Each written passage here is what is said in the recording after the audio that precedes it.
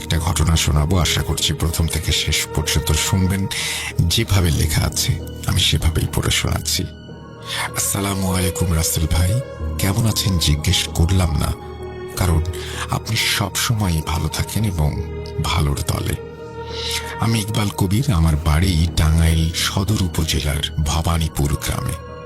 আমি আপনার শোয়ের একজন পুরনো শ্রোতা। ভূতফমের শুরু থেকে শুনি আপনাকে, কিন্তু কোনোদিন ঘটনা পাঠাইনি। আমি বর্তমানে একটি গ্রুপে হিসাব রক্ষণ কর্মকর্তা হিসেবে কর্মরত আছি। কাজের ব্যস্ততায় রেকর্ড করে পাঠাতে চেয়েছিলাম, কিন্তু আপনার কণ্ঠে এই ঘটনা বেশি ভয়ঙ্কর সুন্দর লাগে, তাই লিখে পাঠালাম। ভালো লাগলে পড়ে শোনানোর অনুরোধ রইল। সেই সাথে গুছিয়ে লিখতে না পারার জন্য দুঃখিত। আমাদের বাড়ির একটু বর্ণনা দিয়ে নিই। আমাদের বাড়ির পাশে একটি বিল রয়েছে। সেখানে শুকনো মৌসুমে ধান চাষ হয় এবং বর্ষা মৌসুমে পানিতে ডুবে থাকে। আমার বাবা চাচারা 5 ভাই 2 বোন। ঘটনাটি ঘটে আমার দাদির ছোট ভাইয়ের সাথে। তার নাম আব্দুর রহমান। আমরা তাকে নানা ভাই বলেই ডাকতাম।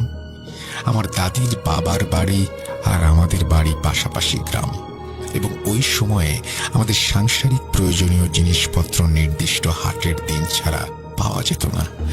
আমার আব্দুর রহমান নানা তখন হাট করতেন সিরাজগঞ্জ জেলার এনায়েতপুরে। আমাদের গ্রাম থেকে যমুনা নদী পার হলেই সেই হাট। নদীপথে যেতেন সেখানে, এবং অনেক পথ পায়ে হেঁটেও হাঁটতে হতো। যাই হোক, ঘটনায় যাই।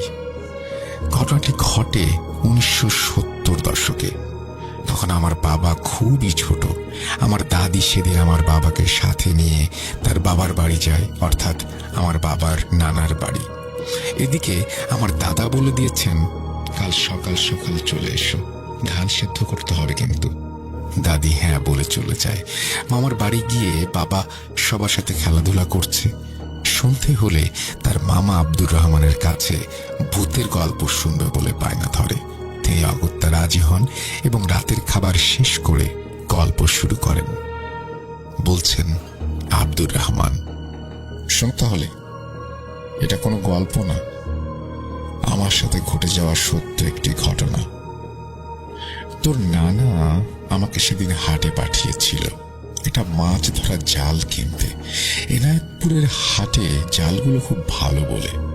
তো আমি সকালবেলায় বের হই। বাড়ি থেকে তো স্থলচর পর্যন্ত হেঁটেই যেতে হলো। সেখান থেকে নৌকায় হাটে গিয়ে জালও কিনলাম। জাল কিনে হাট থেকে বের হয়ে নদীর কাছে আসতে আসতে আসরের আজান দিয়ে দিল।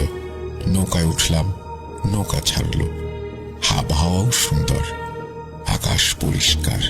নৌকায় আস্তে আস্তে বেশ কয়েকজনের সাথে পরিচয় হলো। এ কথা সে কথা বলতে বলতে নৌকা ঘাটে এসে পৌঁছালো।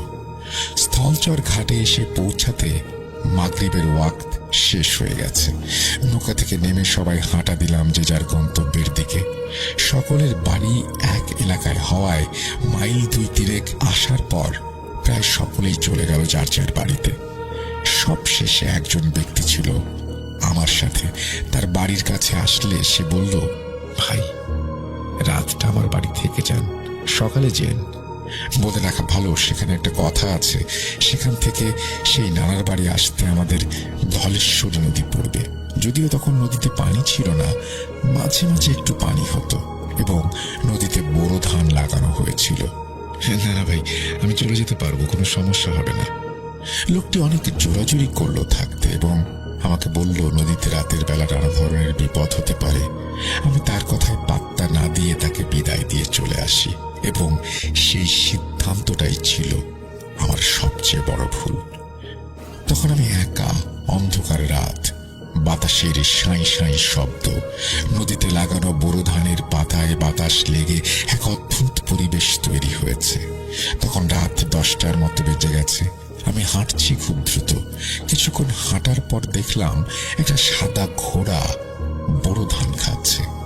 আমি মনে মনে বললাম, এত কষ্ট করে মানুষ ধান লাগিয়েছে, আর কোন ব্যাককেলেই ঘোড়া ছেড়ে রেখেছে এখানে, আরেকজনের ক্ষতি করছে।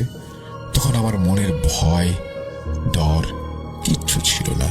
যাই হোক, কিছুক্ষণ পর দেখি আরো 2টি ঘোড়া একইভাবে ধান খাচ্ছে। আমার খুব রাগ হলো ঘোড়াগুলোর ওপর, কিন্তু কি করব, আমি একা।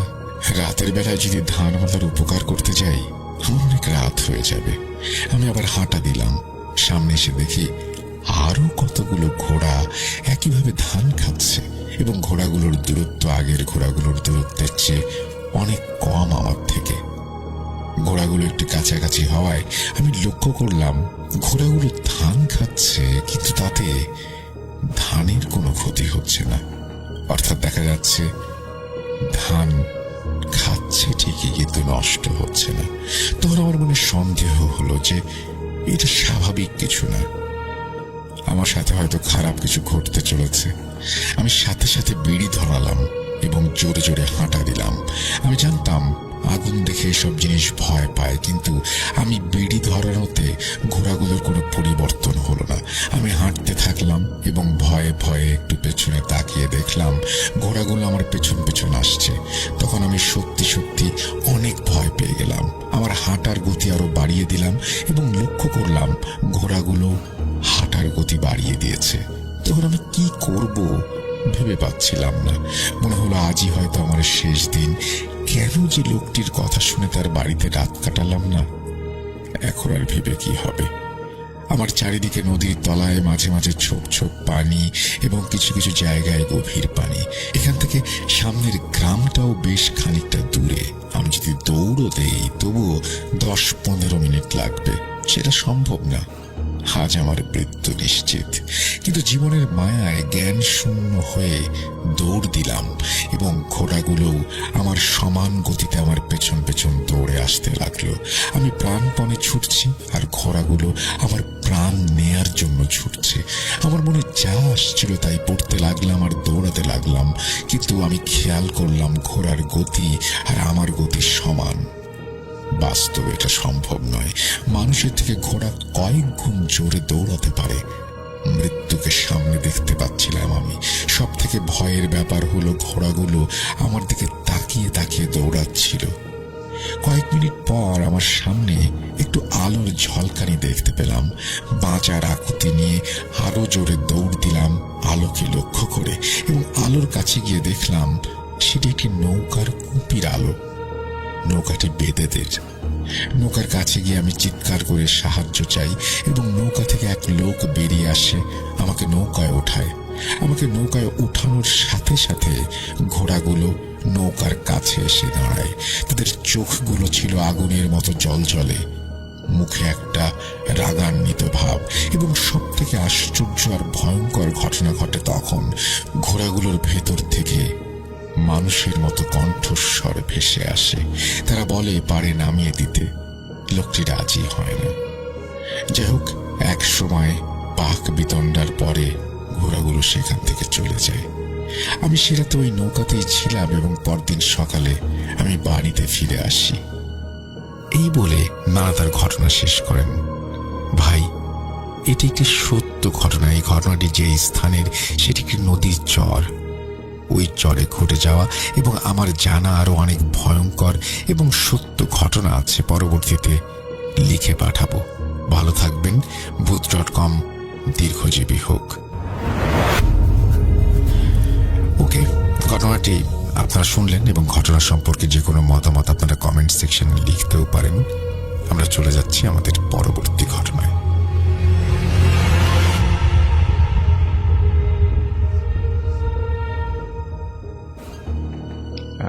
ইমেলটা পড়ছি ঠিক যেভাবে লিখেছেন। প্রিয় রাসেল ভাই, আমার সালাম নিবেন। আমি নিয়মিত ভূত এফএম শুনে থাকি। যেহেতু স্টুডিওতে এসে শেয়ার করা সম্ভব না, তাই আমার ব্যক্তিগত জীবনে ঘটে যাওয়া একটি ঘটনা আপনার মাধ্যমে ভূত এফএম এর শ্রোতাদেরকে জানাতে চাই। আমি ঘটনাটা শুরু করছি। ঘটনাটি ঘটে 2002 সালের দিকে। তখন আমি ইসলামী বিশ্ববিদ্যালয়ে কুষ্টিয়ার ছাত্র। আমাদের ডিপার্টমেন্ট থেকে কুমিল্লায় শিক্ষা সফরে যাওয়ার সিদ্ধান্ত হয়। তখন ছিল ডিসেম্বর মাস, কনকনে শীত পড়েছিল। যেহেতু কুষ্টিয়া থেকে গাড়ি রাতে ছেড়ে মাগুরার ওপর দিয়ে ঢাকায় যাবে, তাই আমার গ্রামের বাড়ি মাগুরাতে চলে আসে। বন্ধুদের সাথে সেইভাবেই কথা হয় যে রাত আনুমানিক 10টা নাগাদ মাগুরার ঢাকা স্ট্যান্ডের কোন একটি হোটেলে গাড়ি দাঁড়াবে। আমি ওখান থেকেই ওদের সাথে গাড়িতে উঠব। ওরাও রাতের খাবার দাবার ওই হোটেলে সেরে নেবে। আমাদের গ্রামের বাড়ি মাগুরা জেলার শ্রীপুর থানার টুপিপাড়া নামক একটি গ্রামে, যা শহর থেকে 12 কিলোমিটার দূরে। যাতায়াত ব্যবস্থা ভালো, পাকা রাস্তায় নিয়মিত টেম্পু ও বাস চলাচল করে। রাত 10টা থেকে 11টা পর্যন্ত শ্রীপুর থেকে মাগুরা যাওয়া তেমন কোনো বিষয়ই নয়, সর্বোচ্চ 1 ঘন্টা লাগে। তাই আমি বাড়ি থেকে রাতের খাওয়া দাওয়া সেরে বাবা মায়ের কাছ থেকে বিদায় নিয়ে রাত 8টা নাগাদ বাড়ি থেকে বের হই। আমাদের বাড়ি থেকে শ্রীপুর বাজার 1 কিলোমিটার, ওই পর্যন্ত ভ্যান বা হেঁটে যেতে হয়। তারপর শ্রীপুর থেকে টেম্পুতে মাগুরা। আমি খুব নিশ্চিন্ত মনে বাড়ি থেকে বের হলাম। একই শীতের রাত, তার উপরে ভরা পূর্ণিমা, চাঁদের আলো আর হিম হিম পরিবেশের ভেতর দিয়ে আমি চিরচেনা গ্রামের পথে হেঁটে চললাম। কোনো ভ্যান পাইনি। হাঁটতে হাঁটতে গ্রামের ঈদগাহ পর্যন্ত চলে এলাম। ঈদগাহের পেছনেই আছে গ্রামের গোরস্থান। সেটা রাস্তা থেকে একটু দূরে। ওসব নিয়ে আমার কোনো ভাবনা চিন্তা করার কারণই ছিল না। আমি শিওর রাস্তায় আমি ছাড়া আর কেউ নেই। থাকলে অবশ্যই আমি দূর থেকে দেখতে পেতাম।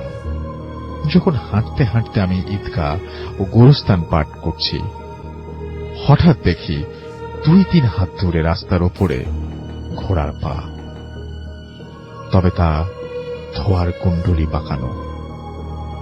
আগরবাতি জ্বালালে যেমন ধোয়া খেলে, বিভিন্ন আকৃতির সৃষ্টি হয়, ঠিক তেমনি ঘোড়ার পায়ের আকৃতি আমার নজরে এলো। ওই পা লক্ষ্য করে আমি যখন ওপরের দিকে তাকালাম, দেখি বিশাল একটি ঘোড়া আমার সামনে দাঁড়ানো, তবে সেটা ধোঁয়ার মতো। ওটা দেখেই আমার সারা গায়ের লোম দাঁড়িয়ে গেল। ভয়ে আমার মাথার চুল সব যেন খাড়া হয়ে গেছে।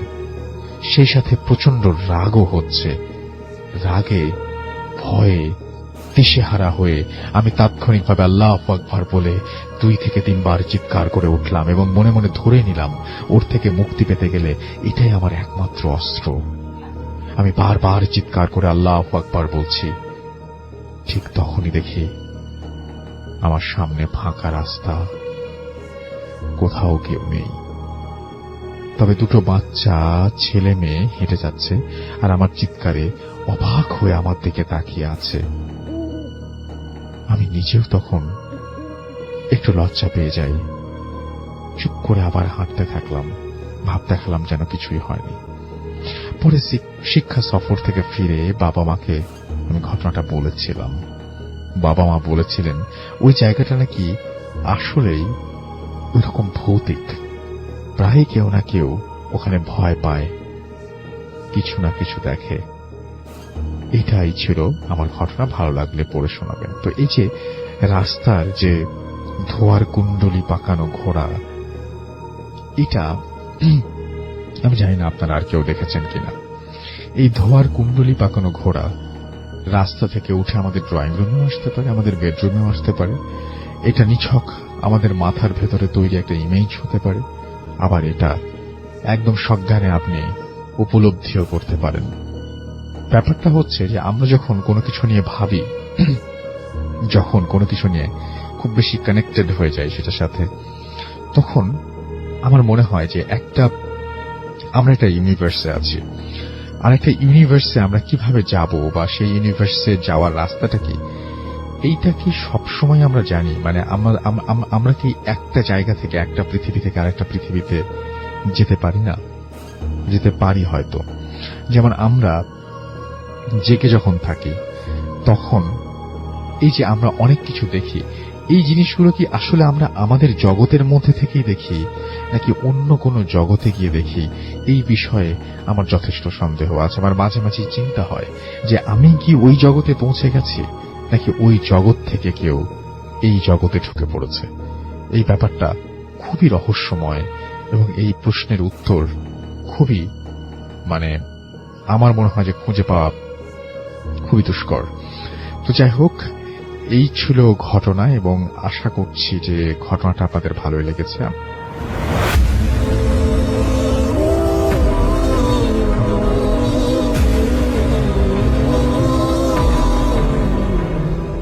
Welcome back. আপনাদের সবাইকে স্বাগত জানাচ্ছি আমি রাসেল। আশা করছি আপনারা সবাই ভালো আছেন এবং ভালোর তলে আছেন। যেভাবে লেখা আছে আমি সেভাবেই পড়ে শোনাচ্ছি। আসসালামু আলাইকুম রাসেল ভাইয়া ও প্রিয় শ্রোতা বন্ধুরা, কেমন আছেন সবাই? আশা করি আল্লাহর রহমতে সবাই অনেক ভালো আছেন, সুস্থ আছেন। আমি সিফাত আলম আপনাদের সাথে নতুন একটি ঘটনা শেয়ার করার জন্য হাজির হয়েছি। আজকের ঘটনাটি আমার বন্ধুর বাবার এক আত্মীয়ের সাথে ঘটে। আপনারা সবাই জানেন সিফাত আলম এবং সাবিত আলম তারা রেগুলার আমাদের জন্য ঘটনা কালেক্ট করে পাঠান, কিন্তু আজকের এই ঘটনাটি তার নিজের, অর্থাৎ তিনি শুনেছেন তার বন্ধুর কাছ থেকে। চলুন কথা না বাড়িয়ে আমরা শুরু করি। বেশি কথা না বাড়িয়ে সরাসরি চলে যাচ্ছি আজকের ঘটনায়। ঘটনার ভেতরের ভুল ত্রুটিগুলো ক্ষমা সুন্দর দৃষ্টিতে দেখবেন। বলছেন আমার বন্ধুর বাবা। আজ থেকে বেশ কয়েক বছর আগের কথা। ঢাকার এক অখ্যাত এলাকায় আমার এক আত্মীয়া বাস করতেন। সম্পর্কে তিনি আমার চাচি হতেন। তিনি বেশ গরিব ঘরের একজন মহিলা ছিলেন। তার স্বামীও মারা গিয়েছিলেন ঘটনার কয়েক বছর আগেই, আর 3 ছেলে 5 মেয়ে ছিল তার। এত বড় একটা সংসারের ভরণ পোষণ চালানোটা সত্যি খুব কঠিন একটা কাজ ছিল তার জন্য। চাচি বেশি লেখাপড়া জানতেন না। তিনি শুধু এতটুকুই পড়েছিলেন যার মাধ্যমে শুধুমাত্র খবরের কাগজ আর বিভিন্ন বইপত্র পড়তে ও বুঝতে পারতেন। কিন্তু তার পড়ার ভীষণ শখ ছিল। কোনো বই, পত্রিকা বা ম্যাগাজিন হাতে পেলেই তিনি তৎক্ষণাৎ তা পড়ায় মগ্ন হয়ে যেতেন। বাচ্চাদের পেট চালানোর জন্য তিনি দিনে সেলাইয়ের কাজ করতেন, সন্ধ্যায় বাচ্চাদের কোরআন পড়াতেন, আর রাতভর পুরনো সব বই ও পত্রিকা পড়তেন। বই আর পত্রিকা পড়ার এই শখ যখন পাগলামির পর্যায়ে চলে গেল, তখন কেউ একজন তাকে পরামর্শ দিল, আপনি যে এখান ওখান থেকে বইপত্র চেয়ে আনেন বা পুরনো কাগজপত্র সব কাগজওয়ালাদের কাছ থেকে কেনেন, তার চেয়ে বরং কিছু টাকা জমিয়ে যদি একটা ঠেলা গাড়ি করে পুরনো বই কিনে আনেন আর ঘরের একটা কামরায় একটা লাইব্রেরি বানিয়ে ফেলেন, তাহলে শুধু যে আপনার বই পড়ার শখই মিটবে তাই নয়, আপনার কিছু আর্থিক উপার্জনও হবে। অনেকেই লাইব্রেরিতে এসে বই পড়তে পারবে। কথাটা চাচির মাথায় ভালোভাবেই ঢুকলো। অনেকে তো সহানুভূতির বশেই নিজেদের বাড়ি থেকে পুরনো বইপত্র, ম্যাগাজিন তাকে দিয়ে দিলেন। আশেপাশের সচ্ছল লোকেরা পুরনো কাগজপত্রের সাথে বই বিক্রি না করে চাচিকে দিতে শুরু করলেন। চাচি নিজেও পুরনো ঠেলাগাড়ি থেকে ডজন ডজন বই কিনে আনলেন এবং খুব তাড়াতাড়ি তিনি বেশ ভালো একটা লাইব্রেরি তৈরি করে ফেললেন। তার লাইব্রেরি থেকে অনেক ছেলে মেয়ে ভাড়ায় বই নিয়ে যেত। এভাবে খুব দ্রুতই চাচির একটা স্থায়ী আয়ের ব্যবস্থা হয়ে গেল। এখন শুধু চাচির নিজের পড়ার জন্যই যে বই জুটত তাই নয়, সংসারের চুলও ঠিকঠাক চলতে শুরু করলো। ধীরে ধীরে চাচি তার অন্য সব কাজ ছেড়ে দিলেন আর দিন রাত শুধু বই পড়তে লাগলেন। তার এই শখ এতদূর বাড়ল যে তার বাচ্চারা অতিষ্ঠ হয়ে উঠল। বেচারি মেয়েরাও ঘর সামলাতো, আবার বাইরে খাটুনিও করত, আর চাচিকে প্রায়ই দেখা যেত সারা দিন লাইব্রেরিতে বসে বুঁদ হয়ে আছেন। পড়ার পাশাপাশি বইয়ের পুরনো বাজার খুঁজে খুঁজে অতি পুরনো বই নিয়ে আসাও তার একটা সাংঘাতিক নেশা হয়ে দাঁড়িয়েছিল। এভাবেই এক সময় তিনি লাইব্রেরি চালানো বন্ধ করে দিলেন আর একটা ছোট্ট ঘরে নিজেকে আটকে রেখে দিলেন দিনরাত পুরনো বইয়ের স্তূপের মধ্যে। লাইব্রেরি থেকে আয় রোজগার হতো। চাচিকে এভাবে ঘরে আটকে থাকতে দেখে তার ছেলে এই দায়িত্বটা কাঁধে তুলে নিল আর কোনো মতে দিন কাটাতে লাগলো। কয়েক মাস পরেই অবশ্য চাচির দিনরাত বই পড়া বন্ধ হয়ে গেল। আমি যেহেতু তার বড় ছেলে আহমেদের সমবয়সী ছিলাম, তাই ভাই ছাড়াও সে আমার খুব ভালো বন্ধু ছিল। আমরা প্রতিদিন ওদের বাড়িতে যাওয়া আসা করতাম। তাছাড়া তার এক মেয়ের সাথে আমার সম্পর্কও ছিল। আমার মা তাকে খুব বেশি পছন্দ করতেন। চাচির সব কটি মেয়েই খুব লক্ষ্মী আর সহজ সরল ছিল। সবাই ওদের খুব প্রশংসা করত। আমার মা ওই সময়ই তার 3 মেয়ের জন্য পরপর কয়েকটি ভালো সম্ভ্রান্ত পরিবারে খুব সাদামাটা ভাবে বিয়ের ব্যবস্থা করে দিয়েছিলেন। এখন শুধু 2 মেয়ে বাকি, যাদের মধ্যে একজনের সাথে আমার সম্পর্ক। চাচি আবার ঘরের কাজকর্মে মন দিয়েছিলেন। তবে হ্যাঁ, রাতে তিনি তার ছোট্ট ঘরটা বন্ধ করে বই পড়তেন। আমার মায়ের ধারণা ছিল তিনি হয়তো মেয়েদের এই বোঝার কারণে অবচেতন মনে বড্ড চাপে ছিলেন, তাই হয়তো সমস্যা থেকে পালানোর জন্যই বইয়ের মধ্যে আশ্রয় খুঁজতেন। এখন যেহেতু তিনি বুঝতে পারছেন যে মাত্র 2 মেয়ে বাকি, তাদের একজন তো একরকম আমাদেরই, আর একজনের ইনশাল্লাহ কোথাও না কোথাও বিয়ে হয়ে যাবে, তিনি কিছুটা নিশ্চিন্ত। ছেলেরাও বড় হচ্ছে, শিগগিরই কিছু না কিছু একটা করবে। সত্যি চাচি যেই না আবার ঘরের প্রতি মনোযোগী হলেন আর লাইব্রেরিটা সামলাতে শুরু করলেন, পরিস্থিতি যেন হঠাৎ করেই পাল্টে গেল।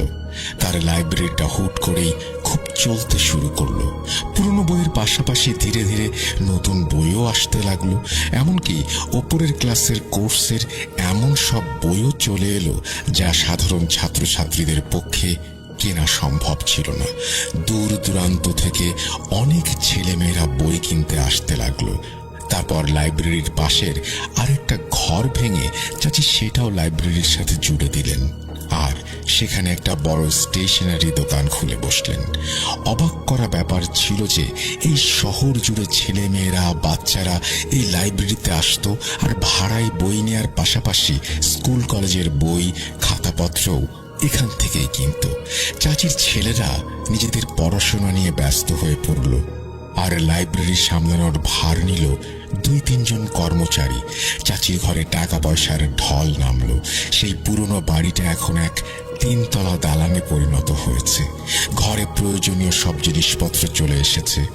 বড় ছেলে যে আমার বন্ধু ছিল, সে উচ্চ শিক্ষার জন্য আমেরিকা যাওয়ার প্রস্তুতি নিতে শুরু করলো। কিন্তু চাচি বললেন, আগে 2 বোনের বিয়ে দেই, তারপর যা।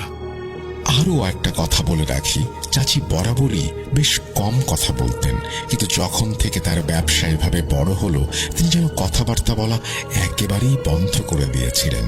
খুব দরকার না পড়লে কথা বলতেন না, নইলে সারাদিন চুপচাপ থাকতেন আর রাত ভর পড়তেন।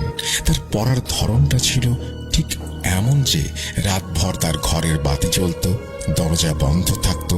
আমরা বুঝতাম যে চাচি বিছানায় শুয়ে পড়ায় ডুবে আছেন, কারণ এরপর তিনি দিনের বেলা অনেক বেলা পর্যন্ত ঘুমাতেন। তাই চাচি যখন আহমেদকে যেতে বারণ করলেন, তখন আমাদের খুশির কোনো সীমা রইল না। খুব তাড়াতাড়ি বিয়ের প্রস্তুতি হয়ে গেল। কাকতালীয় ভাবে অন্য মেয়েটির জন্য একটা সম্বন্ধ চলে এলো, আর এটাও খুব কাকতালীয় ছিল যে ছেলেটির সাথে বিয়ে ঠিক হচ্ছিল সে আমারই অফিসে কাজ করত। তার নাম মকবুল। আমাদের দুজনের বিয়ে শেষ পর্যন্ত একই দিনে সম্পন্ন হলো। চাচি বিয়েতে মন খুলে যৌতুক দিলেন, বরং বলা যায় যৌতুকের নামে পুরো একটা ঘরের সব আসবাবপত্র তিনি দিয়ে দিলেন। রান্নাঘর থেকে শুরু করে বসার ঘর পর্যন্ত ঘরটা সেরা সব জিনিসপত্রে ভরিয়ে দিলেন। বিয়ের পর আহমেদ আমেরিকায় চলে গেল। 2 ছোট ছেলেও বিশ্ববিদ্যালয়ে যেতে শুরু করলো, আর চাচি তার পুরনো ঢঙেই জীবন কাটাতে লাগলেন। বিয়ের বছর খানিক পার হয়েছে কি হয়নি, এমন সময় চাচি অসুস্থ হয়ে পড়লেন। অনেক দিন পর্যন্ত বোঝাই যায়নি তিনি অসুস্থ। তিনি জেনে শুনেই নিজের এই অসুস্থতা লুকিয়ে রেখেছিলেন, কিন্তু যখন অসুখটা বাড়াবাড়ি পর্যায়ে চলে গেল, তখন বাধ্য হয়ে তাকে ডাক্তারের কাছে যেতে হলো। আমি দেখতাম তার গায়ের রং কেমন ফ্যাকাশে হয়ে গেছে, আর তিনি কিছুই খেতে পারছেন না। আমার অনেক জোরাজুরিতে তিনি গেলেন ঠিকই, কিন্তু আস্তে করে বললেন, বাবা, যত বড় অসুখী হোক না কেন, আমাকে শুধু পড়া থেকে বারণ করো না। বই না পড়ে বেঁচে থাকা আমার পক্ষে সত্যি সম্ভব না। আমি তার এই কথা শুনে হাসলাম। ভাবতে লাগলাম যে কিছু কিছু কিছু লোকের বইয়ের প্রতি এমনই নেশা জন্মে যায়। আমি যখন তাকে ডাক্তার দেখালাম তখন জানা গেল যে চাচির লিভারের ক্যান্সার হয়েছে এবং তা ইতোমধ্যেই বেশ ছড়িয়ে পড়েছে। অপারেশন করা সম্ভব ছিল না। জীবনের আর যে কটা দিন বাকি ছিল তা বিশ্রাম আর নিয়ম মেনে চলাতে হবে। আমি সেদিনই আহমেদকে আমেরিকায় ফোন করলাম। সে বোনদের বিয়ের পরপরই আমেরিকা চলে গিয়েছিল। মায়ের অসুস্থতার কথা শুনে সে খুব চিন্তিত হয়ে পড়ল। বলতে লাগলো, ভাই, মা সারা জীবন আমাদের জন্য অনেক কষ্ট করেছেন। আজ আমরা যা কিছু সব তার জন্যই। ডাক্তাররা যতই জবাব দিয়ে দিক, কিন্তু আমি মাকে আমেরিকায় নিয়ে আসব। এখানকার ডাক্তাররা অনেক দক্ষ। আমার এখানে এক বন্ধু ডাক্তার আছে, আর তার এখানে বেশ জানাশোনাও আছে। তুই শুধু মাকে পাঠিয়ে দে, আমি এখানে তার চিকিৎসা করাবো। আমি আমার স্ত্রীকে জানালাম আহমেদের এই পরামর্শের কথা। চাচির বাকি মেয়েরাও সবাই খুব চিন্তিত ছিল। সবাই বলল যে আহমেদ ঠিকই বলেছে, তাকে চিকিৎসার জন্য আমেরিকায় পাঠিয়ে দেয়া হোক। চাচি যখন এই সিদ্ধান্তের কথা শুনলেন, তিনি সরাসরি না করে দিলেন। তিনি মাথা চাপড়াতে লাগলেন আর চিৎকার করে বলতে লাগলেন, আমি কোথাও যাব না, আমি এখানেই থাকবো। আল্লাহ আমার কপালে যতদিন আয়ু লিখেছেন তা এখানেই শেষ হবে।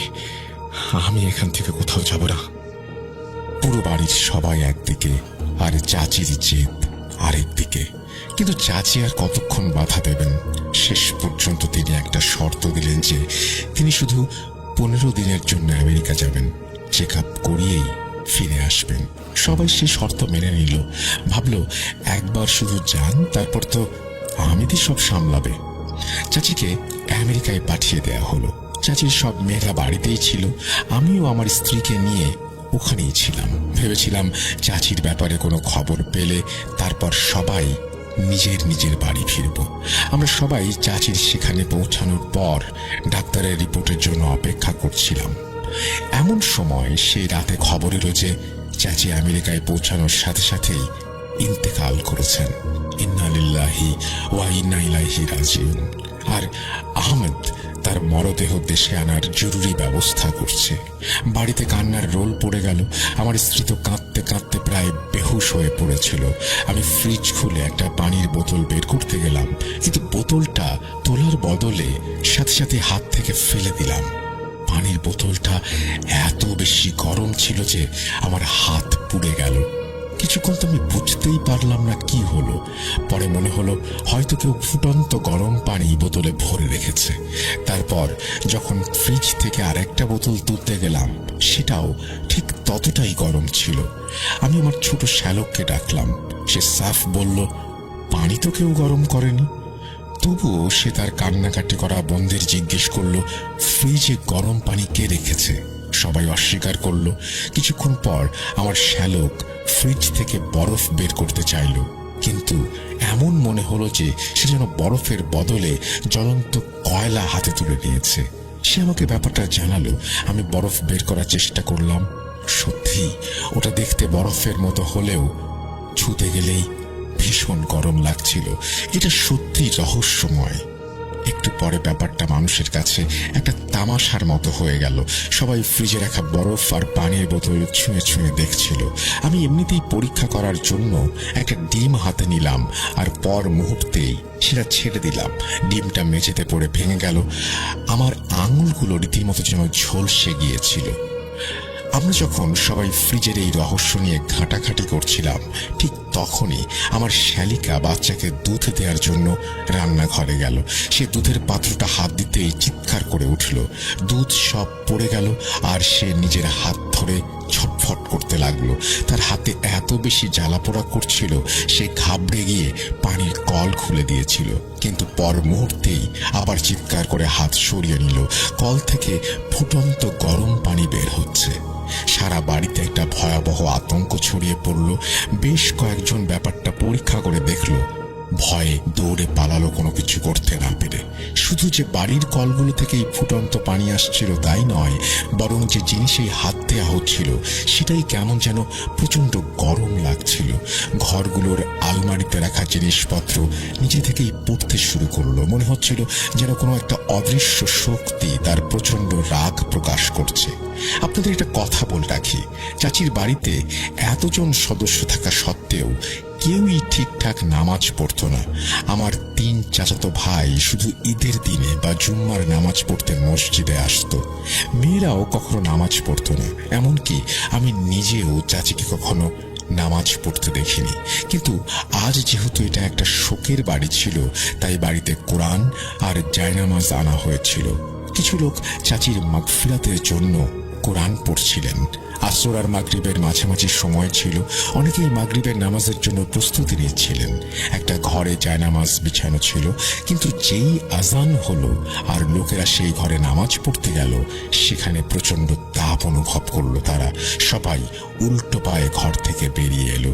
যারা কোরআন পড়ছিলেন তারাও ভীষণ অস্থির হয়ে উঠল, কারণ মেঝেতে আর বসে থাকা যাচ্ছে না। কিছুক্ষণ পরেই ঘরের বাতিগুলো সব ফাটতে শুরু করলো। বাড়িটা অন্ধকারে ডুবে গেল, আর ছায়ার মতো কি সব অশরীরী সারা ঘরে ঘুরে বেড়াতে শুরু করলো। এটা কোনো বানানো গল্প নয়, বরং একটা বাস্তব ঘটনা, যা সেখানে উপস্থিত প্রত্যেকটা মানুষ দেখেছে, অনুভব করেছে। আর তারা সবাই আজও সেই দিনের ঘটনার সাক্ষী হয়েই বলবেন সেদিন কি হয়েছিল। লোকেরা এই ভয়াবহ পরিস্থিতি দেখে হুড়োহুড়ি করে দৌড় দিল। দেখতে দেখতে বাড়িটা খালি হয়ে গেল। আমাদের সম্পর্কের এক মুরব্বী, যিনি খুবই ইবাদত বন্দেগী করতেন, প্রায় ঝাড়ফুঁক করতেন, তিনিও চাচির মৃত্যুর খবর শুনে ঠিক সেই সময় এসে পৌঁছালেন যখন লোকেরা আতঙ্কিত হয়ে বাড়ি থেকে পালাচ্ছিল। তিনি এই অবস্থা দেখে এসবের কারণ জিজ্ঞেস করলেন। আমি তাকে সব ঘটনা বিস্তারিত বললাম। তিনি বাড়ির ভেতরে ঢুকলেন, এদিক ওদিক তাকালেন আর মাথা নেড়ে চুপ করে রইলেন। বাড়িতে তখন সন্ধ্যার আবছা আলোটুকু বাকি ছিল। রাতের অন্ধকার গাঢ় হচ্ছিল। ওই মুরব্বী আমার কাছে 3-4টা মোমবাতি আনার জন্য প্রস্তাব দিলেন আর আমাকে বাড়ির বাইরে দাঁড়িয়ে থাকতে বললেন। তিনিও দরজা ধরে বাইরে এসেছিলেন। আমি দৌড়ে গিয়ে মোমবাতি আর ম্যাচ কিনে আনলাম। মুরব্বী এতক্ষণ ধরে কিছু একটা পড়ছিলেন।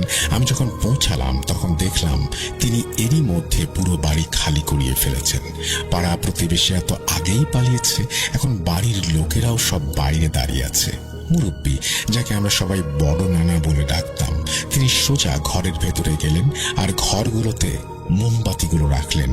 অবাক কাণ্ড হলো, বাড়ির সব বাতি তো আগেই ফেটে গিয়েছিল, কিন্তু যখন মোমবাতিগুলো জ্বালানোর চেষ্টা করা হচ্ছিল সেগুলো নিভে যাচ্ছিল।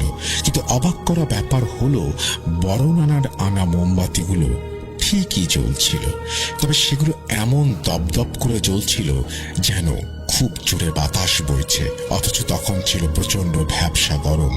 চাচির মৃত্যুর শোক ততক্ষণে সবাই ভুলে গেছে। সবাই এই নতুন আপদটার কথাই ভাবছিল। এখন তো আমার নিজেরও ওই বাড়িতে ভয় লাগছে। ওপরের 2টো তালাই খালি ছিল।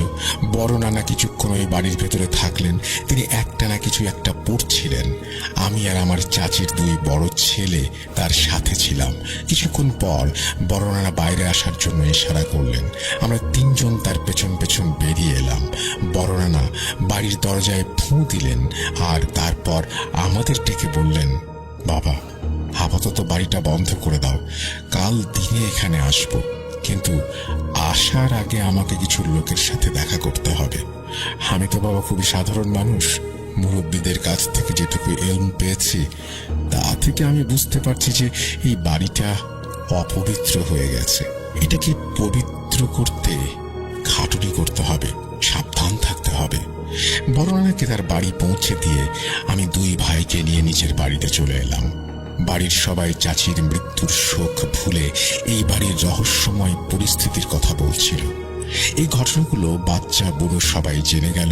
চাচির মৃত্যুর খবর শুনে যত লোক আসেনি, তার চেয়ে অনেক বেশি লোক এখন এই অদ্ভুত আর রহস্যময় ঘটনা শোনার পর আমাদের বাড়িতে এসে ভিড় জমালেন।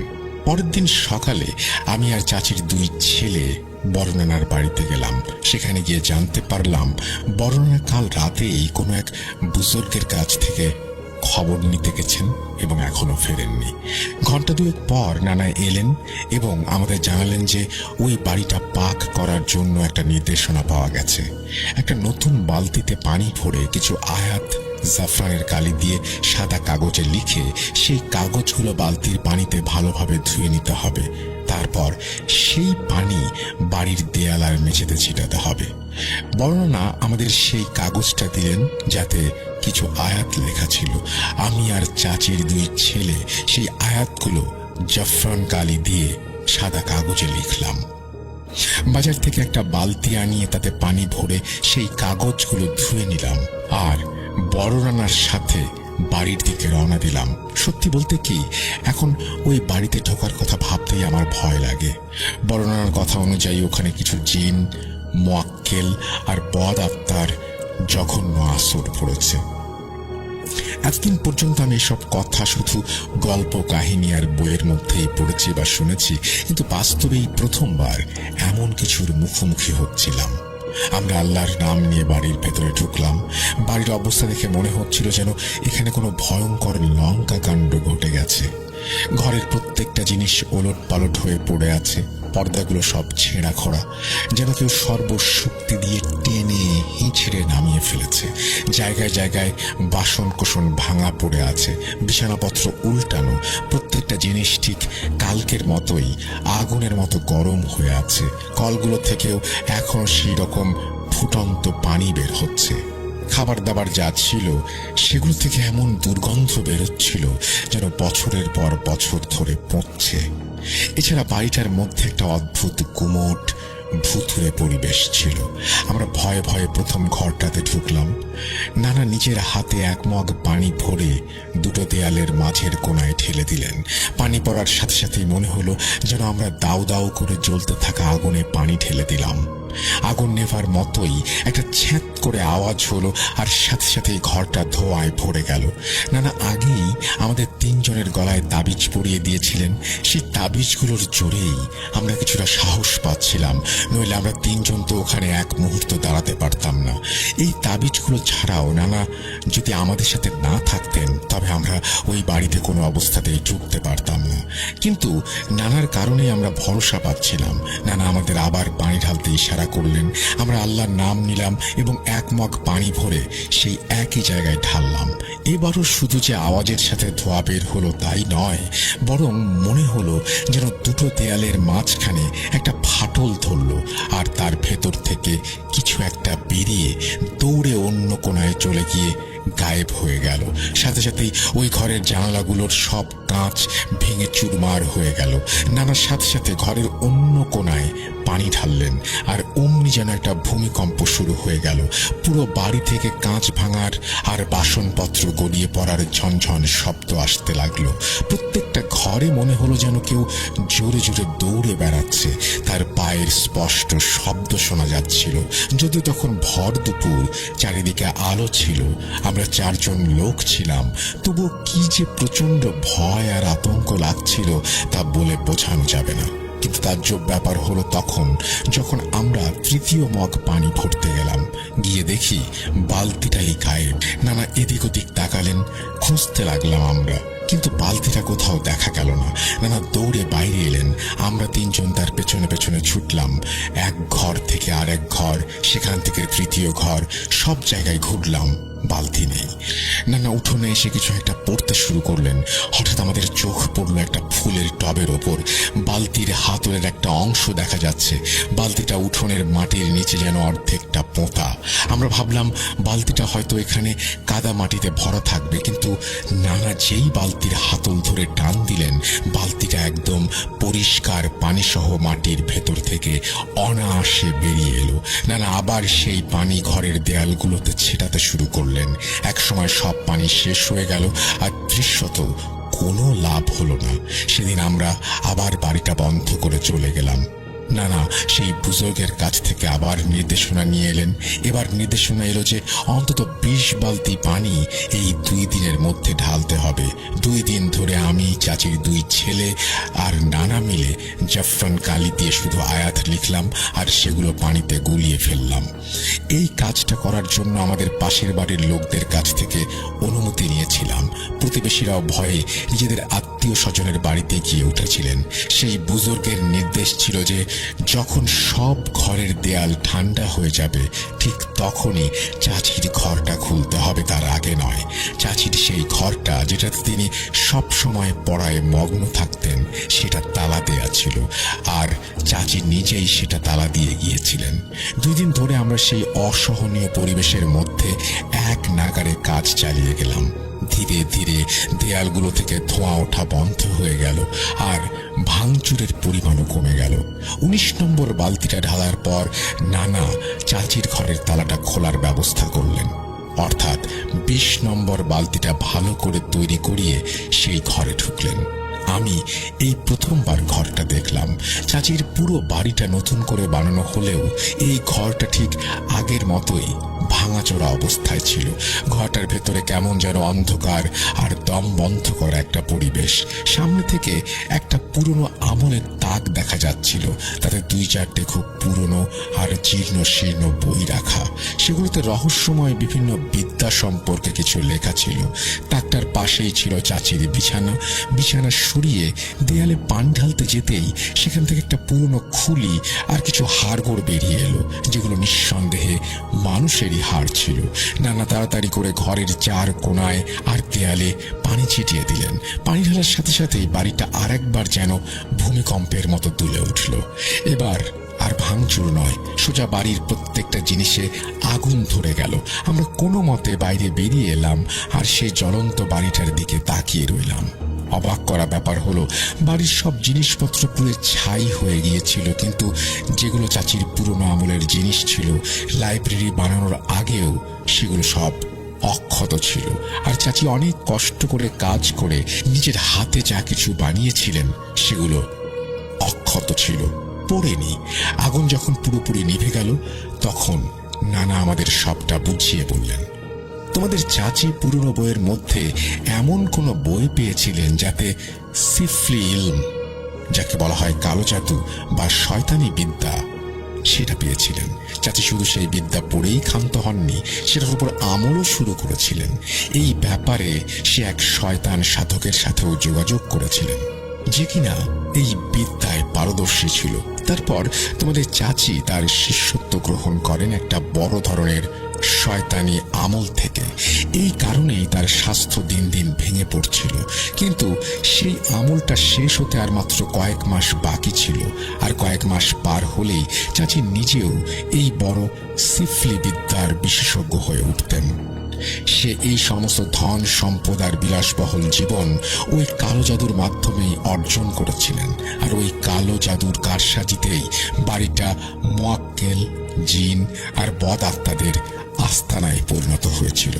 কারণ প্রত্যেকটা সিফলি আমলেরই নিজস্ব মুয়াক্কেল আর জিন থাকে। তার উপর এই বাড়িতে কখনো কেউ নামাজ বা কোরআন পড়েনি, কিন্তু যেই চাচির মৃত্যুর পর তার মাগফিরাতের জন্য কোরআন পড়া শুরু হলো, অমনি এই জিন, মুয়াক্কেল আর বদ আত্মাগুলো সব অস্থির হয়ে উঠল। আর দ্বিতীয় কারণটা হলো, চাচি ওই জিনিসগুলোকে নিজের আমল দিয়ে বশ করে রেখেছিলেন। যখন সেই আমলটা থেমে গেল তখন ওগুলো মুক্ত হয়ে গেল, আর চাচির ঘর থেকে বেরিয়ে এসে পুরো বাড়ির দখল নিল। এসব শুনে আমরা সবাই থ হয়ে যাই। ভয়ে ভয়ে দুরু দুরু বুক নিয়ে আমরা বাড়ি চলে আসি। সেই রাতেরই ঘটনা, যেদিন চাচির বাড়িতে আগুন লেগেছিল, সেদিন আমার বাড়িতেও আমার স্ত্রীর নিয়ে আসা যৌতুকের জিনিসপত্রগুলোতেও আগুন ধরে যায়। কারণ এই যৌতুকও চাচির ওই সিফলি বিদ্যার টাকায় কেনা। আমি প্রথমে ভেবেছিলাম হয়তো এটা কোনো সামান্য দুর্ঘটনা, কিন্তু পরে জানতে পারি ওই একই রাতে আমার ভাইরা মকবুলের বাড়িতেও আগুন লেগেছিল। কিন্তু আমরা দুজনেই শেষমেশ ঠিক করলাম যে এই বিষয়টা নিয়ে আর আলোচনা করব না, পাছে লোকে আবার আমাদের বাড়িতে আসতেও ভয় পায়। চাচির সেই বাড়িটা আজও পরিত্যক্ত অবস্থায় পড়ে আছে। না সেটা কেউ কেনে, আর না চাচির ছেলেরা সেটা মেরামত করার জন্য সেখানে থাকার পক্ষে। আসলে যারা সব উল্টাপাল্টা আমল বা তন্ত্রমন্ত্র করে তারা তো নিজেরাই বরবাদ হয় না, তার সাথে পরিবারটাকেও বরবাদ করে যায়। আল্লাহ আমাদের সবাইকে হেফাজত করুন, আমিন। এই বলেই সিফাত আলম তার ঘটনা শেষ করেছেন। আশা করছি এই ঘটনাটি আপনাদের ভালো লেগেছে। যদি ভালো লাগে অবশ্যই আমাদের জানাবেন। আমরা চলে যাব আমাদের পরবর্তী ঘটনায়।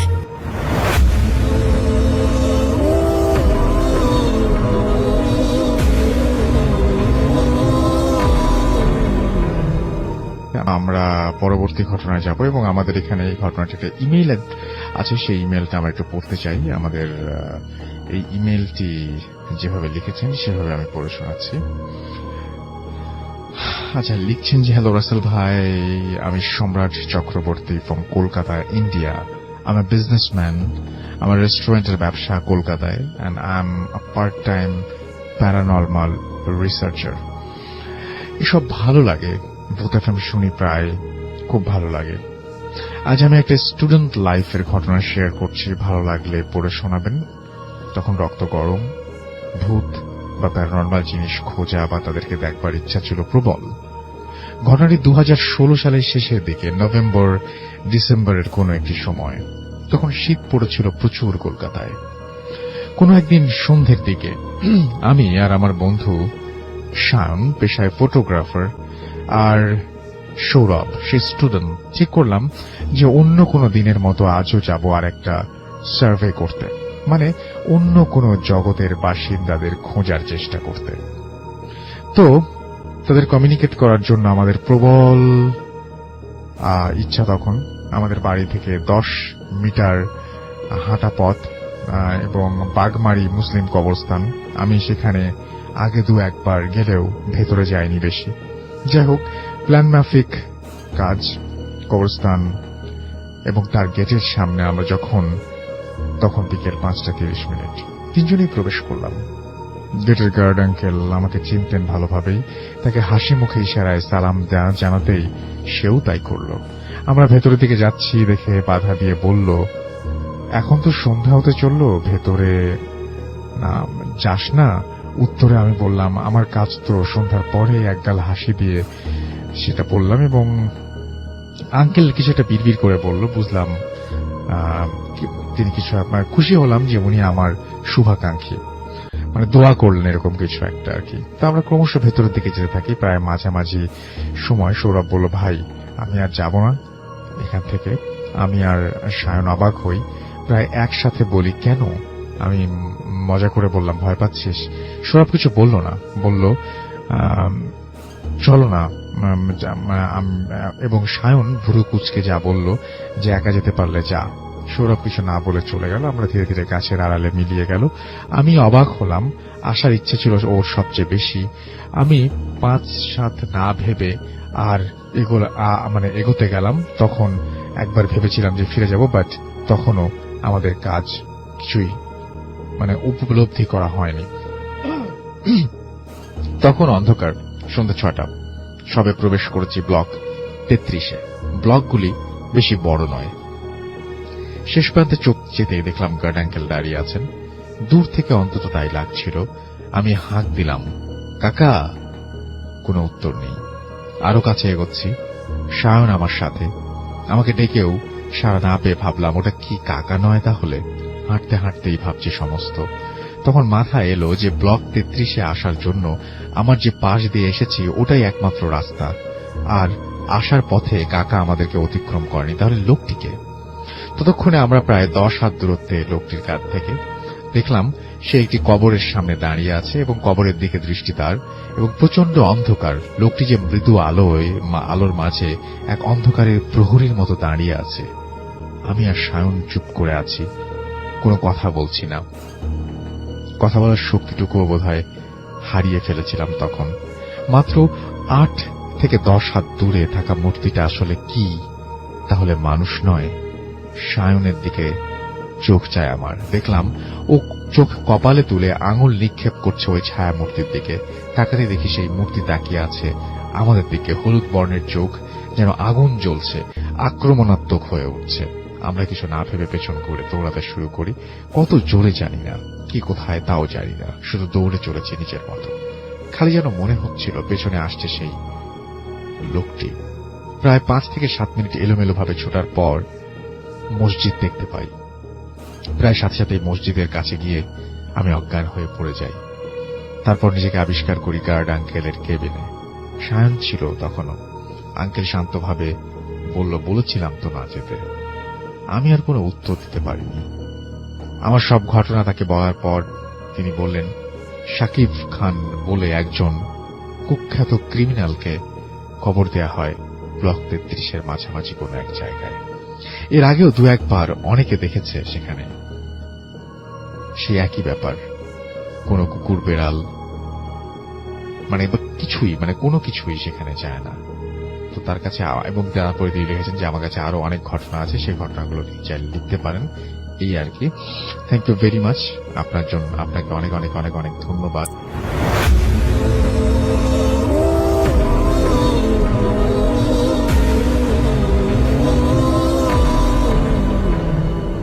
এখন যে ঘটনাটি আপনাদের শেয়ার করব, এই ঘটনাটি পাঠিয়েছেন ঢাকা সাভার জেলার আশুলিয়া থানার কোনো একটি গ্রাম থেকে।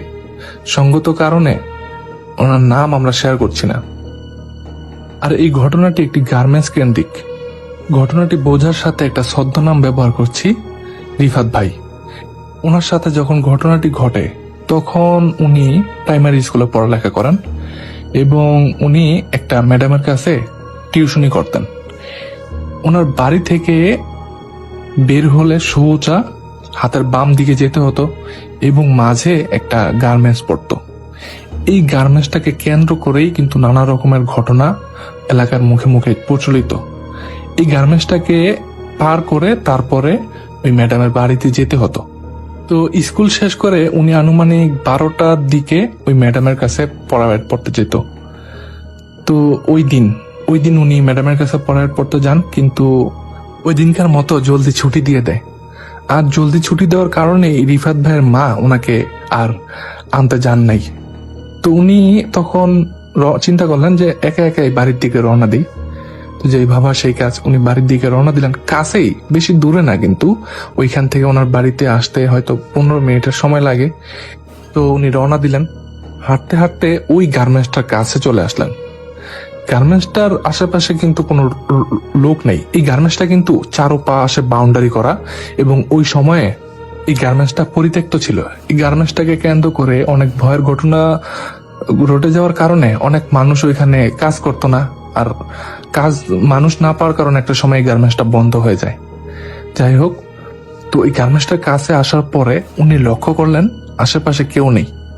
যখনই এই গার্মেন্টসটার গেটের কাছে আসলেন, মনে হচ্ছে ভিতর থেকে ওনার নাম ধরে কেউ একটা ডাক দিল, যেই রিফাত, এদিকে আয়। উনি আশেপাশে দেখলেন, তাকাইলেন, কিন্তু কেউ নাই। উনি আবার যখন রওনা দিবেন তখন আবার ডাক শুনতে পায় উনি, যে এই রিফাত, এই যে এদিকে আয়, গেটের এদিকে। উনি যখন এই শব্দটা ভালো করে লক্ষ্য করলেন, তখন উনি গেটের ওদিকে লক্ষ্য করলেন, দেখলেন গেটটা লক করা, মানে তালা দেওয়া। তো উনি হয়তো ছোট ছিলেন, বুঝতে পারেন নাই। উনি বুঝতেছেন এটা সাধারণ বিষয়, স্বাভাবিক, কেউ ডাকছে, হয়তো বা কেউ এইটার ভিতরে গেছে। তো উনি বিষয়টাকে প্যারানরমালি ভাবেন নাই। উনি আস্তে আস্তে গেটের কাছে যখন যাবেন, তখনই হঠাৎ থেকে যেন একটা লোক আসলো। এই লোকটা এসে ওনাকে ধমকে শুরু বলছে, এই তুমি ওইদিকে কই যাও? জানো না এটা ভয়ানক জায়গা, এখানে মানুষ থাকে না, আর তুমি এই দুপুরের সময় একলা একলা এখানে কি করো? হ্যাঁ, যাও, বাড়িতে যাও। এরকম ধরনের রাগান্বিত সুরে রিফাত ভাই কথা শোনার পরে ওনার মনের মধ্যে একটু কষ্ট পেলেন। তো উনি মন খারাপ করে বাড়িতে রওনা দিলেন। বাড়িতে এসে ওনার মাকে আর দাদিকে এই ঘটনা খুলে বললেন। তো এই ঘটনা ওনার দাদি শোনার পরে ওনার দাদি একটা কথা বললেন ওনাকে, যে এই যে এই গার্মেন্টসটা কিন্তু ওনাদের বাড়ি থেকে তখনকার সময় দেখা যেত একদম। তখন তো অত বাড়িঘর ছিল না, এই কারণে দেখা যেত যে ওনার দাদি একদিন রাতে প্রাকৃতিক কাজে বাইরে বের হন। বাইরে বের হয়ে প্রাকৃতিক কাজ সেরে যখন ঘরে ঢুকবেন, ঘরে ঢুকার আগেই একটা জিনিস উনি দেখতে পান। উনি দেখতে পান যে ওই গার্মেন্টসের ছাদের উপর একটা আগুনের গোলা, এই আগুনের গোলাকে কেন্দ্র করে 4-5টা আগুনের গোলার মতো অবয়ব ঘোরাঘুরি করছে এই আগুনের গোলাকে কেন্দ্র করে। এটা দেখে উনি ভালো করে লক্ষ্য করেন ওইটার কাছে। উনি লক্ষ্য করলেন যে এগুলা মানুষ না, এগুলা কিছু কুকুর টাইপের। এই অবয়বগুলোও কিন্তু আগুনের মতন জলজল করছে।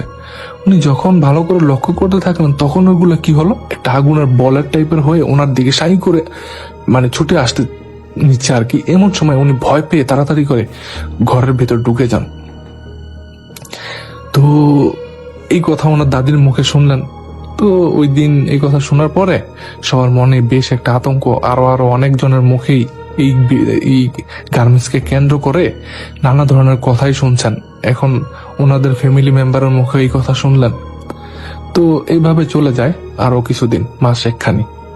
1 মাস পরে হঠাৎ রাতে এই রিফাত ভাইয়ের মায়ের চিৎকার করে ঘরে ঢুকে যান এক দৌড়ে। কি হয়েছে তখন জিজ্ঞেস করলে উনি বলেন যে উনি রাতে বের হয়েছেন প্রাকৃতিক কাজে। তো বের হওয়ার পরে উনি দেখতে পান যে ওই বিল্ডিং এর উপরে ওই সেম একটা আগুনের গোলা, এই আগুনের গোলাকে কেন্দ্র করে 4-5টা ছায়ামূর্তি ঘোরাঘুরি করছে। আর যখনই উনি এটাকে ভালো করে লক্ষ্য করলেন তখনই নাকি আগুনের গোলা হয়ে ওনার দিকে ছুটে আসতে চাইছিল ওই জিনিসগুলা। এইটা দেখে উনিও ভয়ে দৌড়ে ঘরে চলে আসছেন। তো এই জিনিস দেখার পর উনি আর ওনার ছেলেকে ওইখানে আর প্রাইভেট পড়তে যেতে দেন না।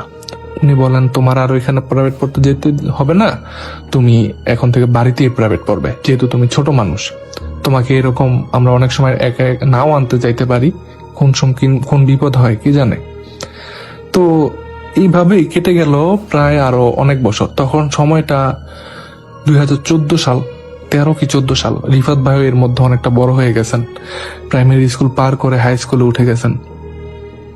হাই স্কুল ওঠার পরে উনি আবার প্রাইভেট নেন সেই ম্যাডামের কাছে। কারণ ওই ম্যাডাম ভালো প্রাইভেট টিচার ছিলেন, আর ওনার কাছে প্রাইভেট স্টুডেন্টরা বেস হিসাবে পড়তে যেত, অনেক স্টুডেন্টরা পড়তে যেত।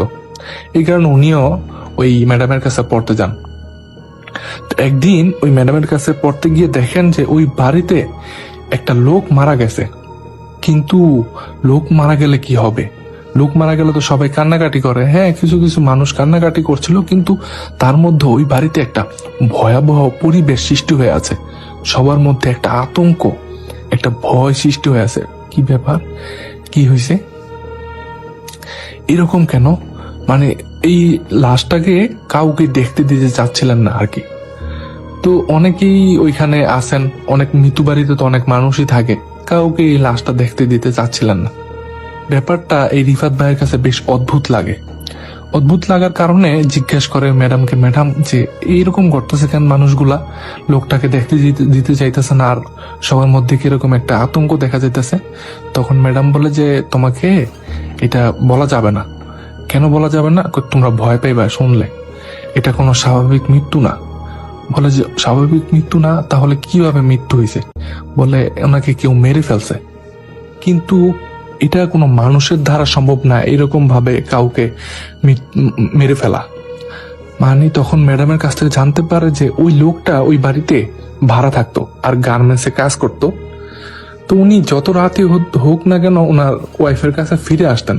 গার্মেন্টস তো আমরা জানি মূলত রাতে কাজ হয়, অনেক সময় যখন রোজার সময় আসে, সিজন সময় আসে, রাতে ওভারটাইম হয়। তো উনিও রাতে ওভারটাইম করতেন এবং যত রাতে হোক উনি ফিরে আসতেন, কারণ ওনার ওয়াইফ উনি বাড়িতে একলা থাকতেন। আর ওনারা কিন্তু তেমন বয়স্ক না, অল্প বয়স, 35 থেকে 40 বছরের দম্পতি হবে। ওনাদের কোনো সন্তান ছিল না, ওইখানেই থাকতেন।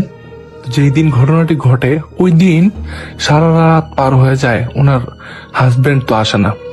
সারা রাত হাজবেন্ডের টেনশন। তখনকার সময় কিন্তু ওই মোবাইল কিন্তু হাতে হাতে ছিল না, এখন যেরকম মোবাইলের প্রচলন, তখন কোচিতে 2-1 কাছে মোবাইল ফোন ছিল। এই কারণে ওনার স্ত্রীও ফোন করে খবর নিতে পারে নাই। যখন সারা রাত পার হয়ে যায়, স্বামী আসে না, সকালে দেখে ঘুম থেকে উঠে না স্বামী আসেনি, তখন তো উনি চিন্তিত হয়ে পড়েন। আশেপাশে তালাশ করতে থাকেন, গার্মেন্টসে গিয়ে খোঁজ করতে থাকেন। গার্মেন্টস থেকে জানতে পারেন ওনার স্বামী তো রাতে বাড়িতে চলে গেছে, কিন্তু ওনার স্বামী তো বাড়ি ফিরে নেই। তখন এলাকার মানে ওই বাড়ির মধ্যে আরো মানুষজনদেরকে নিয়ে খোঁজ করতে থাকে। খোঁজ করতে করতে বেশ কয়েকজন মানুষই একসাথে খোঁজ করতে থাকে। ওইখানকার কিছু মানুষ কৌতূহল বশত ওই গার্মেন্টসের গেটের ফাঁক দিয়ে দেখার চেষ্টা করে। তো যখন গার্মেন্টসের গেটের ফাঁক দিয়ে দেখে তখন ওনারা চুকি দিয়ে বেশ চিৎকার করে ওঠেন যে এই পাওয়া গেছে। তো তাড়াতাড়ি করে ওনারা ওই গার্মেন্টসের গেটটা কি করেন, ভেঙে ফেলেন। গেট ভেঙে ভিতরে ঢুকে সবাই একটা ভয়াবহ দৃশ্য দেখতে পান। ওই লোকটার মরদেহ এখানে পড়ে আছে এবং তার শরীরে বেশ আঘাতের চিহ্ন, কামছির চিহ্ন, কামড়ের চিহ্ন, কিছু কিছু জায়গায় খুবলে খুবলে মাংস কামড়ে তুলে নেওয়া হয়েছে। এই যে একটা জায়গা, এই জায়গাটা চারপাশ থেকে বাউন্ডারি করা, ওনার এই দেহটা এইখানে আসলো কিভাবে, সবার মনের মধ্যে প্রশ্ন হয়ে গেল। এই জায়গাটাকে কেন্দ্র করে কিন্তু আগে অনেক ছোটখাটো ভয়ের বিষয় ছিল। সবাই এক বাক্যে বলে ওঠেন এটা কোনো মানুষ বা পশু পাখি জানোয়ারের কাজ না, কারণ এমন ভয়ানক কোনো পশু বা জানোয়ার তো তাদের এইখানে নাই। এত বছর মানুষজন থাকেন, কিন্তু এখানে তো অনেকেই ভয় পাইছে, অনেকেই অনেক কিছু দেখছে, এই ঘটনা আছে। তাহলে নিশ্চয়ই এটা কোনো মানুষের কাজ না, এইটা কোনো পিশাচের কাজ। হয়তোবা উনি রাতের বেলা গার্মেন্টস থেকে ফেরার পথে একা একা ফিরছিলেন, আর ওই পিশাচগুলার খপ্পর উনি পড়ে যান। হয়তোবা ওই পিশাচগুলো ওনাকে মেরে ওইখানে নিয়ে গেছে ওনাকে খেয়ে ফেলার জন্য। এই কারণে ওনার শরীরে এত কামড়ের দাগ এবং জায়গায় জায়গায় গোস্ত খুবলে নেওয়া হয়ে গেছিল। আর হয়তোবা ওই পিশাচগুলা ওনাকে মেরে ফেলার পরে ওনার দেহটাকে খেয়ে ফেলার আগেই ফজরের আজান হয়ে গেছে, আর ওই পিশাচগুলো ওনাকে ফেলে রেখে চলে গেছেন। এই সমস্ত ধারণা করেন আর কি মানুষজন, এলাকার মানুষজন, ওই বাড়ির মানুষজন। আর এই ব্যাপারটা পর্যবেক্ষণ করতে তারা কোনো হুজুর কবিরাজের কাছেও যান নাই, এটা মূলত তাদেরই একটা মনের ধারণা। কিন্তু ওই জায়গাটাকে কেন্দ্র করে কিন্তু অনেক ঘটনা আছে। এলাকার মানুষের মুখে প্রচলিত আছে যে এই গার্মেন্টসটা তৈরি করার সময় নাকি এই গার্মেন্টসের যিনি মালিক উনি একটা স্বপ্ন দেখেন। স্বপ্নের মধ্যে নাকি ওনাকে ওইখানে মাথা দেওয়ার কথা বলা হয়েছে। এখন এটা মানুষের মাথা নাকি কোনো পশু জানোয়ারের মাথা এটা স্পষ্ট বলা হয় নাই, কিন্তু ওই গার্মেন্টসের মালিক এই ব্যাপারটা তেমন গুরুত্ব দেয় না। উনি ওনার মতন কাজ চালু করে দেন ওই জায়গায়। যখন কাজ চালু হয় তখন ওই যিনি এই কাজটা ঠিকাদার উনিও নাকি একটা স্বপ্ন দেখেন এইখানে মাথা দেওয়ার কথা, কিন্তু উনিও এই বিষয়টাকে গুরুত্ব দেয় নাই। এইখানে কাজ চালু করে দেন, পুরো দুস্তুরে কাজ চলতে থাকে। একটা পর্যায়ে নাকি ওই জায়গাতে একটা ভয়াবহ অ্যাক্সিডেন্ট হয়। এই অ্যাক্সিডেন্টে নাকি ওই স্পটেই 2 জন মানুষ মৃত্যুবরণ করেন। আর যেখানে অ্যাক্সিডেন্টটা হয় ওইখানে নাকি রক্তের বন্যার মতো বয়ে গেছিল, রক্তে ভেসে গেছিল ওই জায়গাটা, আর 15 জন মানুষ আহত হয়। এখন কি অ্যাক্সিডেন্ট হয় এই বিষয়টাও তেমন জানা যায় না, কিন্তু একটা অ্যাক্সিডেন্ট হয়েছে বড় ধরনের এইটা জানা যায়। আর এরপর থেকেই ওই জায়গাতে ছোট বড় ভয়ানক কিছু ঘটনা ঘটতে থাকে ওই ওয়ার্কারদের সাথে।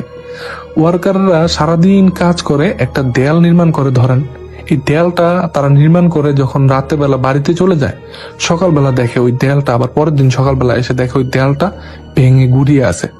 তারপরে ওনাদের যেই জিনিস যেই জায়গায় রেখে যায় ওই জিনিস ওই জায়গায় পায় না। এরকম নানা ধরনের ঘটনা ঘটতে থাকে। তারপরে ছোটখাটো অনেক বেশি অ্যাক্সিডেন্ট হতে থাকে, ওইখানে মানুষ আহত হতে থাকে। এই সমস্ত ঘটনা ঘটতে ঘটতে এক পর্যায়ে ওই জায়গায় কেউ আর কাজ করতে চায় না, কারণ মুখে মুখে ওইটা চাউর হয়ে গেছিল, প্রচলিত হয়ে গেছিল, সবার মুখে ছড়াই গেছিল এই জায়গাটা ভালো না, এইখানে ভয় আছে, এইখানে খারাপ কিছু আছে।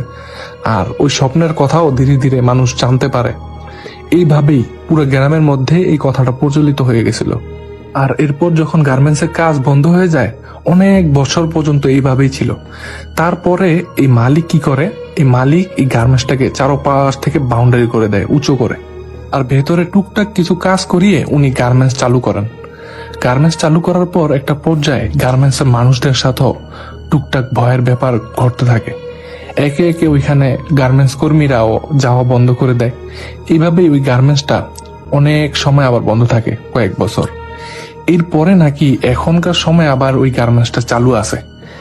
মানুষ সন্দেহ করে যে ওইখানে ওই স্বপ্নের মধ্যে যেই জিনিসগুলো চাওয়া হয়েছিল ওই গার্মেন্টসের মালিক নাকি ওই জিনিসগুলো ওইখানে দিয়েছেন।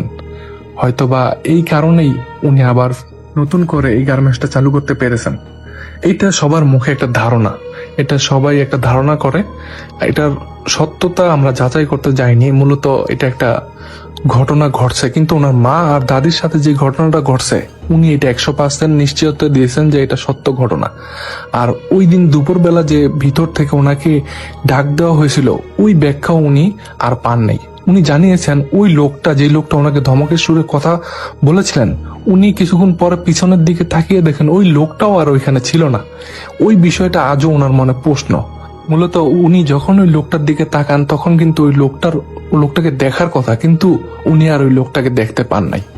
এই কারণে এইটা ওনার মনের মধ্যে আজও রহস্য রয়ে গেছে।